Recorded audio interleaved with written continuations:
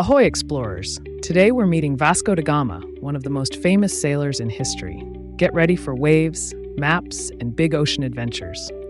Vasco grew up in a seaside town.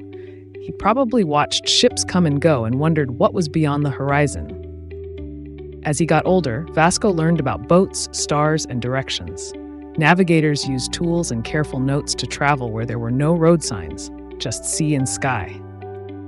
In Portugal, leaders wanted a sea route to Asia to trade for valuable spices. Spices weren't just tasty, they were super important for cooking and keeping food fresh. A king named Manuel gave Vasco a huge mission: find a sea route to India. That meant sailing around a whole continent. Vasco prepared strong ships, brave sailors, and lots of supplies.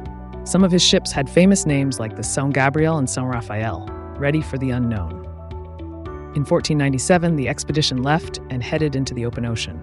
Imagine waving goodbye, not knowing when or if you'd return.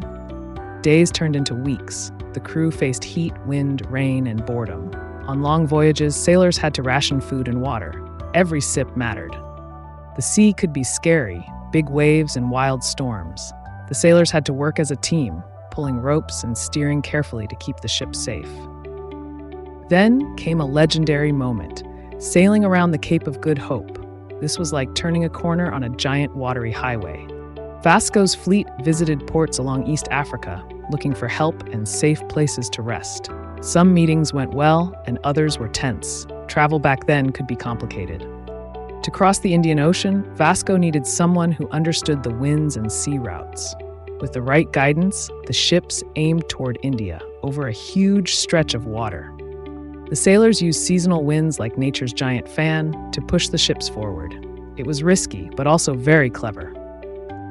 In 1498, Vasco reached Calicut, also called Kozhikode. The markets were filled with amazing goods, spices, cloth, and treasures from faraway places. Trade wasn't easy, and there were misunderstandings and conflicts. The journey back was extremely hard, and many sailors got sick because long trips could run out of fresh food.